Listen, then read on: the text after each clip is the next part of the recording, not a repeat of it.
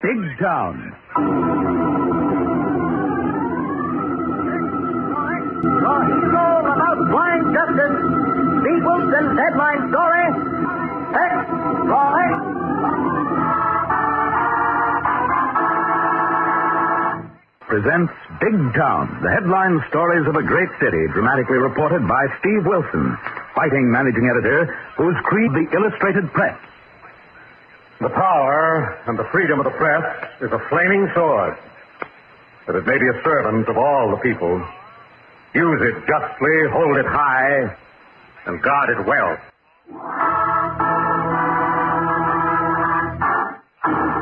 Now, Big Town, and tonight's headline story of blind justice. The spirit of justice is personified in the figure of a woman, blindfold, armed with a sword of authority and holding high the finely balanced scales of right and wrong. And Steve Wilson's story for tonight deals with just such a measure of good and evil, and had its beginning in an unpretentious house in a residential section of Big Town.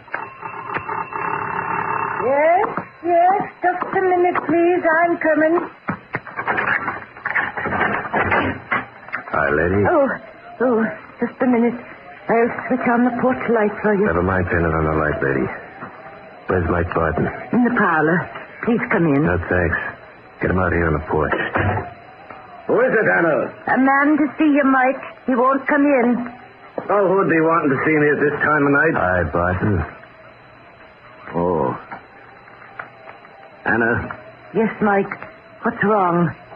Go in the parlor, Anna. Go in the parlor and close the door. Oh, Mike. Not more trouble. Not more trouble, Mike. Anna. Please go in the parlor and close the door. All right, Mike. Don't let him make you lose your temper and do something you'll regret. That's good advice, Barton. Who's it then, your wife? No, my sister. And I'll thank you not to be calling her a dame. Okay, Barton. Pull in your horns and listen to what I got to tell you. If you're from that choosing outfit run by Knuckles Malone, I'll have none of your threats. The big man's tired of sending little boys out to threaten you, Barton. Then what have you come out here for? To make with the last proposition. Proposition, is it? Yeah. I'll hire none of Malone's cutthroats on any construction job I'm farming of. And I'll not kick back any part of their pay to the likes of him, and you can tell him that. That's your last word, Barton? It's me very last word. You said it. You said it.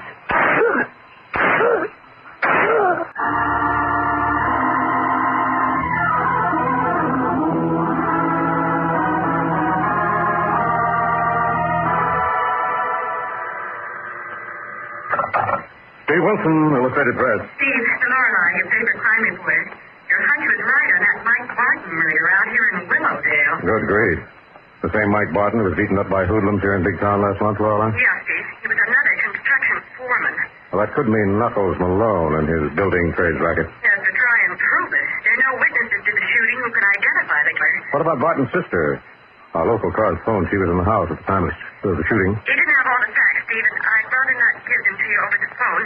Could come out here before you make a move to pin this murder on Malone? Of course, if you think what? I think it's very important, Steve, but I can't explain on the phone. Make it as quick as you can. Okay, Lorelei, what's the address? The last and only house on Willow Lane. And please hurry. Well, we'll find it. I'll pick up Harry the Hack and be out there on the double.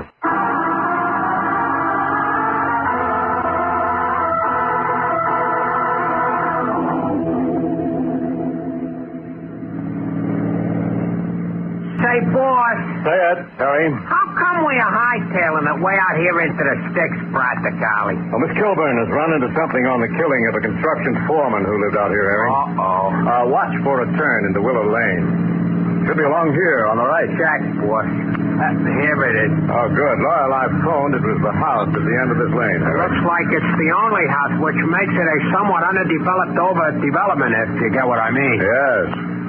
No wonder the local police couldn't find a single witness to the murder. End of the lane, boss. And there's the house right under the tree. Oh, this must be it, Harry. And there's Lorelei's press car standing in the drive. You want for me to wait or haul back to Big Town? You better wait a few minutes, Harry. I'm sure there's a big town angle on this killing, and I may need you to help check on it. Okay, boss. Me and old Bess will be ready and rearing to go. To say nothing of my trusty monkey wrench. Good. I'll be out in a few minutes. Huh. Strange. The local police hadn't left the man here to guard the house. That you, Steve? Oh, yes, Lorelei. Where's the local law? They've taken Barton's body to headquarters and seem to think there's nothing more to do here. Come on in and I'll explain why I called you. As I gathered, you couldn't talk over the phone. I didn't want to frighten Mike Barton's sister, Steve. Good grief. Did the police leave her here alone in this isolated house, knowing she's the only witness to a brutal gang slaying? Yes, but you'll see why in a moment, but I think we should get her out of here. Oh, definitely. And I can't understand the police leaving her unguarded if there's the slightest chance of her being able to identify the killer, Lorelei. That's why, Steve. She can't identify the man who came to see Mike Barton and shot him to death on his own doorstep. But over the phone, you said she opened the door, spoke to the man before her brother came out and asked her to go in the parlor. Yes, Steve, but the catch is she... Oh, Gilbert, is that you, Mr. Wilson? Yes, Miss Barton. Now you'll get what I mean, Steve. Won't you ask him to come into the parlor? In just a minute. Would you mind getting your things and being ready to go? Must I go, Miss Gilbert? I haven't been out of this house in many years. Is it really necessary? Well, just for a few days, Miss Barton, until we can locate your other relatives. Will I be able to come back for poor Mike's funeral? Yes, of course. And now, if you'll just get your things, you can tell Mr. Wilson your story on the way to Big Town. All right, Miss Gilbert, I'll go get me things. Good heavens, Lorelei. Blind. Yes, Steve. Completely blind. We know it, and the police know she can't possibly identify her brother's killer, but... Yes, I didn't realize it at first. She doesn't look or act blind. And that's why I think we ought to get her out of here, Steve. Yes, she fooled me for a minute, and the killer may think she can identify him. Try to silence her if we get too close to the truth in trying to link Barton's murder to Knuckles Malone and his building trade racket. Exactly. And I think we better get her to a safe place before we go after Malone. Yes, Lorelei, your apartment couldn't be a better place. Couldn't Harry take her there in his cab? No, I want Harry to watch this house for the next few hours while I try to stir up a hornet's nest in Big Town. What about me? I want you to stay with Miss Barton until I can give Knuckles Malone enough rope to hang himself for this crime.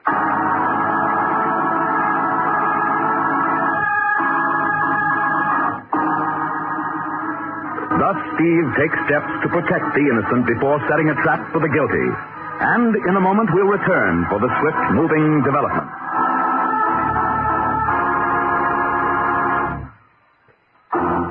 Now, back to Big Town and Steve Wilson's timely and ironic story of blind justice. Hearing the racketeers behind the brutal gang killing of a construction foreman may not know the only possible witness against them is their victim's blind sister, Lorelei has taken Anna Barton to her apartment for safety, while Steve sets a trap for the killers. But meanwhile, in the warehouse offices of the so-called Big Town Supply Company... Yeah, come in. Hi, Knuckles. Benny says you want to see me. I'll say I do. Where you been all night? Showing myself out of spots in case anybody starts asking about the blood out of that Barton dope. You're the dope. Take a look at this story in the early edition of the Illustrated Press. Well, so what? Ain't that racket-busting Wilson been trying to pin something on you for months? Yeah, and maybe this time he's got a chance. How come? Read the story, you dope, or maybe you're so dumb you can't read. Give me that rag. Now listen to this. Mike Barton's sister opened the door, and the killer asked to see her brother, who came to the door, sent his sister into the parlor, and a moment later was shot to death. All right, so what? Look, she didn't turn on the light, and I had my coat collar turned up, my hat pulled down. I tell you, the dame never got a good look at. Maybe good enough for the cops to pick you up for her to identify. Well, there ain't no description there in the Now paper. listen, stupid. The cops don't hand out everything they've got. And that guy Wilson don't print everything he knows. All right. How about me blowing south for a while till Wilson and the cops get tired chasing themselves around in circles? Like nothing. You're going to clean this thing up. How? You're going to get hold of that Barton dame and shut her mouth. Now. Tonight. Hey, now, wait a minute, Knuckles. That dumping Willow Dale's liable to be crawling with cops. You get back out there and case the layout. Watch for a chance to throw a slug through a window and get that lippy dame. Well, suppose I get picked up. Well, if you get picked up, you take the rap. And you try tying me to Barton's rub out, and your old lady and your whole crummy family will end up in the drink. Now get out of here and clam that dame.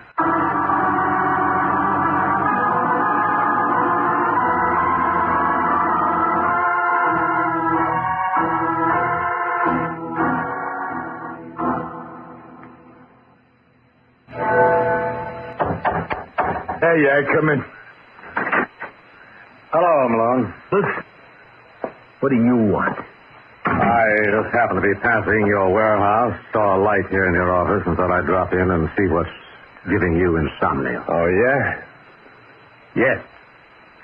You mind if I sit down? Yeah, I do mind. Beat it, Wilson. Go peddle your lousy illustrated press. Well, the news we print takes care of that. I see you have a copy of our early edition. You find anything interesting? Yeah, the comics. You and them hand me a laugh. I wonder if you laugh when they strap you in the chair. Now listen, Wilson. You and your paper been trying to pin a racket rap on me for months, and I'm warning you, lay off. How many times does the rattlesnake rattle before he strikes? One of these days you're going to find out if you don't lay off me and my company. Oh, yes, that's right. You're a company, not a gang. Yeah. Knuckles Malone, president. Ginny Lawson, treasurer, in charge of shakedowns. JoJo, secretary of kickbacks on material. A sales force of sluggers and muggers, and general manager of... Now listen, Wilson, you print that... And you can sue the illustrated press.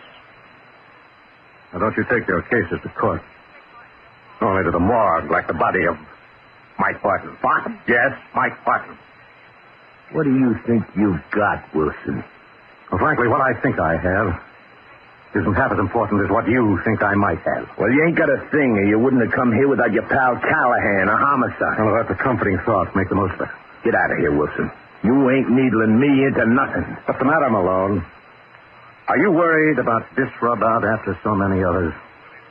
Worried about that witness who talked to your trigger boy? I got nothing to worry about. I got plenty alibi. Well, then relax.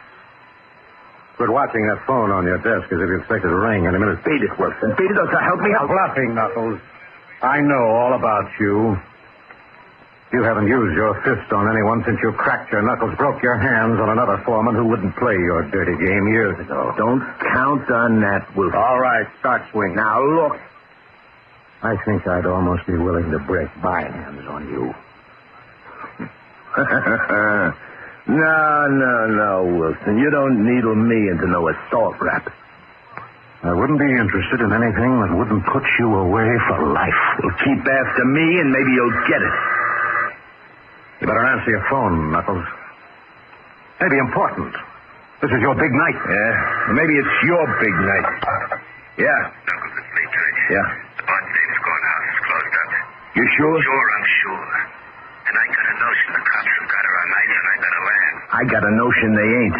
And I got another notion. You better come back here and help me find out where that dame is. How are we going to do that? I got a guy right here in the office who talks like he knows something, and he's going to tell us. Who you got? That newspaper guy, Wilson. And I've got the notion he's crossing his cop pals for a scoop and knows where the Barton dame's hiding, if he ain't actually hid her himself. What if he won't talk? Well, if he ain't talked by the time you get here, we'll learn him how. Okay.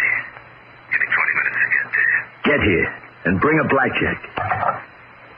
Sorry, Malone. I don't think I care to wait for the treatment. Hold it, Wilson. Hold it and sit down. Oh. So now we come to guns. Yeah. My knuckles may be busted, but my trigger finger is just itching to let you have a load of lead. That wouldn't help you find Anna Barton. No. But if you haven't spilled where you've got her before Trigg and his blackjack get here, you're going to get a beating maybe you won't live to remember.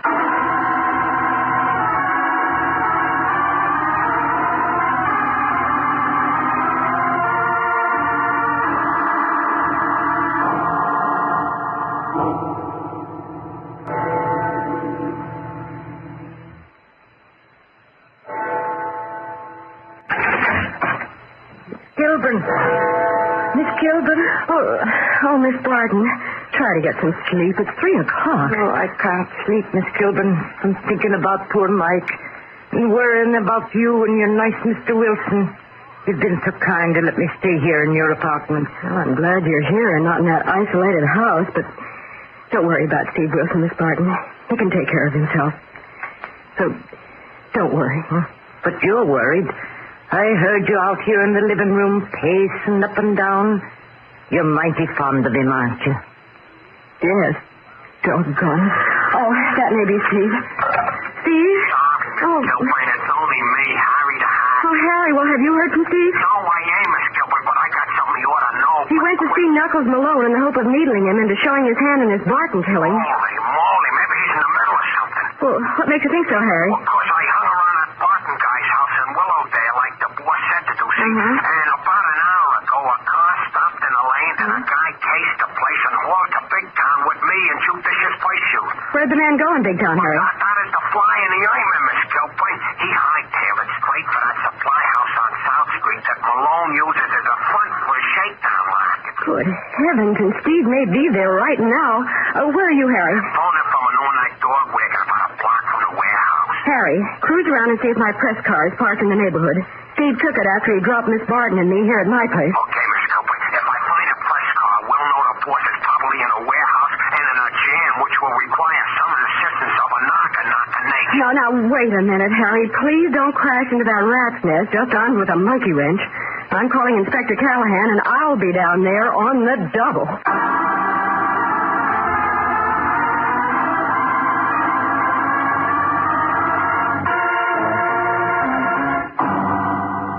Come on, you slug. Where you got that Barton dame? Come on, Wilson, talk. Spill her or I'll stop you silly. Go ahead. Hold it, Trigg. Give him a minute to think it over. Rest your arm. Don't worry, Knuckles. I can keep swinging on this slug all night. I said hold it a minute. Now listen, Wilson. I'm strapped to this chair. Don't have much choice. I'll make a deal with you. I'm listening, but if you're still offering your lip-chewing gunzel as the rat boy in the Barton killing, it's no go. What's that?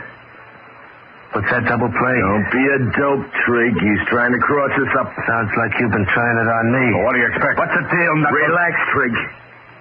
I was just going to give this dope a chance to get out of this jam alive, but since he's tried to cross us up, I changed my mind. Go ahead and beat it out of him. He's good, but he can't take much more. Okay. But don't get no ideas of selling me out, Knuckles. All right, straighten him up in that chair and let me go to work. Lay off it up, boss, you fat-slaying slug! Thanks, but watch it, Harry. Malone has a gun. Yeah, Hacky. You swing that wrench on me and I'll tear you open with every slug in this rod. Uh-oh. Sorry, boss. I guess I picked the wrong pigeon twice. It was a nice try, Harry, but don't risk a repeat performance on Malone. You better drop the wrench. Oh, no. Wait a minute, Hacky. You knocked out my boy just when I needed him to do a little beating job on Wilson. Mister, you are positively breaking our hearts, is he not, boss? Lay off the gags and listen to me, Hacky. Well, go ahead and talk, Malone. Mr. Wilson and me has got more time to spare than you got. Meaning what? Meaning Harry trails your stupid gunsel here and doesn't make a habit of crashing rat's nests without inviting the police in for the showdown. Check and double check. Well, in that case, we ain't got much time, so you're taking my boy's place. Now get to work on Wilson with that monkey wrench you're so handy with. Go on, Hacky. Slug him until he talks.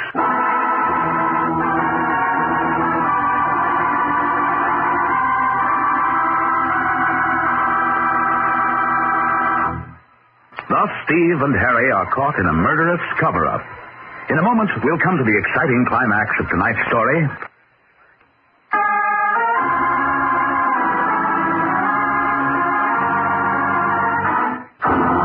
Now, back to Big Town. And to Steve Wilson and Harry the Hack as they face a showdown with a killer in tonight's story of Blind Justice. Go on, Hacky. Work on Wilson with that monkey wrench until he talks. Well, look, Malone, if you would leave me alone, said I'll... You better go ahead, Harry. Malone is getting nervous. He's listening for the sound of a squad car siren. Yeah? Well, I still got a notion you crossed your cops' pals on this deal to get a scoop for your lousy illustrated press, Wilson. Well, that same notion has sent smarter killers than you when your gun so trig to the chair. Clam up, Wilson. I only want one thing out of you. Where's that Barton dame that can identify Trigg as the guy that knocked off her brother? Suppose I told you Anna Barton never saw your gun, boy. Don't give me that. She opened the door. She talked to the dope. Even so, suppose I told you Anna Barton wasn't able to give one single solitary clue as to the identity of the man who murdered her brother. I'd say you're a liar, and I'm going to get the truth out of you. Go on, Hacky. Start marking Wilson up with that monkey wrench. Well, look, Malone, as I was about to elucidate, one conk with this noggin knocker and nobody talks for hours. For example, your gun's laying over there on the floor like a solid mackerel. If you knock Wilson out before he spills where he's got that Barton dame hid, I'll chop you up with this rod. Go on, Harry. Can't be much worse than Trigg's blackjack. Oh, look, boss, why don't you tell him where the lady is? By now, Miss Kilpain has got to Inspector Callahan, and Malone has got about as much chance of getting out of this dump as a fly has getting out of a barrel of molasses. Quit stalling. Quit bluffing. Come on. Start swinging, Hacky. Go on, Harry. Wait a minute, Harry. What? Who's the dame, Wilson? Lorelei, why didn't you stay out of here? Sorry, Steve. I thought I'd better come in with that stitch in time to save you boys 9. And try to convince Mr. Malone that Inspector Callahan and his homicide squad are in the process of covering every rat hole in this warehouse. Don't give me that. Callahan wouldn't have let no dame walk in here alone. Who are you, sister? Not your sister, thank heavens, and I didn't wait for Inspector Callahan's permission to come in here. You hadn't ought to done it, Miss Kilpain. This Malone character's got a strictly one-track mind and thinks that gun in his mitt is a magic wand. And it's going to get me out of here, and this dame is just what the doctor ordered. Come on, Kilburn. Unstrap Wilson, and we're going out the back way to a place where he can tell me all about that Barton dame without his pal Callahan busting in. Hey, what about your gun, boy? We going to leave him here for Callahan? No. You knocked him out, so you're going to carry him. Go on, Kilburn. Take the straps off of Wilson. All right. Are you badly hurt, Steve? Can you walk? Yes, I can manage. Hit the floor when I give the word. Wait, Steve. Callahan's boys must be outside by now, closing in. Get away from him, Kilburn. Now get up and head for the door, Wilson. We're going down in the cellar and come out in the next block. Well, look who's coming out of the slug I give him. I must be slipping, boss. Get Trigg on his feet, Hacky. No, wait a minute. Let me take him, Harry. It'll be a pleasure, and he might be useful. Who's looking, Knuckles? Who's looking? Come on, gun boy. On your feet. Let's go. Now you're getting smart, Wilson. And when we get where we're going, maybe you'll be smart enough to talk, huh? No, I think we better have this out right here. Back of me, Lorelei. Dive, Harry. You tricky slug. Break away, Trigg. I can't, Knuckles. Get away from in front of him. I can't. Stop. Knuckles. He's all yours, Malone. Give me that piece of him, boss. Now, Trigg's out of the play, Harry. Hold him alone while I get the gun out of his hand. This'll hold him. Nice swing, Harry. Thanks very much. Knuckles, get up, you slug. You cut me in the stomach. You're that knob. What's that Trigg character, Steve? He's got a gun in his shoulder holster and he's calling for it. Yes, wait a minute, Trigg. You need a doctor, not a gun. Thanks very much. I think ballistics will show this is the weapon that killed Mike Barton. And to pin the crime on this murderous little rat and Malone who hired him to do it, the police won't need the testimony of Mike Barton's blind sister. Blind? Blind? You mean a Barton thing was blind? That's right. Stone blind. Blind. She never saw me. That's a laugh. I couldn't have put the finger on me, even if the cops picked me up. Blind. Yes, Trigg. Yours is the common case of the guilty fleeing when none could pursue. And blind justice being on the side of the victims of violence and grief.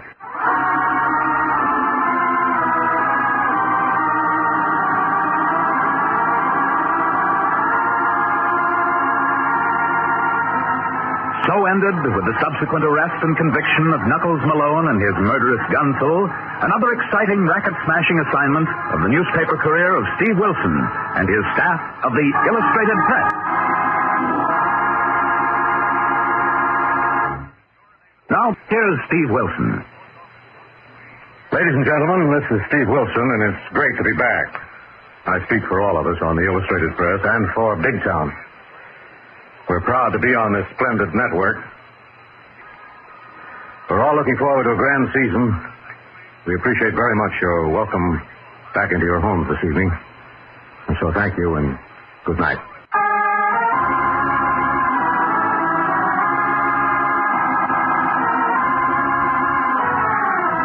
Next week, bring you a hard-hitting story entitled Final Payment. Another exciting assignment in the newspaper career of fighting Steve Wilson of Big Town. Don't miss it. In tonight's dramatization, all names, times, and places are fictional, and any similarity to other names and places is purely coincidental. Big Town features Edward Pawley as Steve Wilson, Fran Carlon as Lorelei Kilborn, and was written and directed by Jerry McGill. And now, Big Town bids you good night. The story of Steve Wilson and Big Town. X, Ronnie.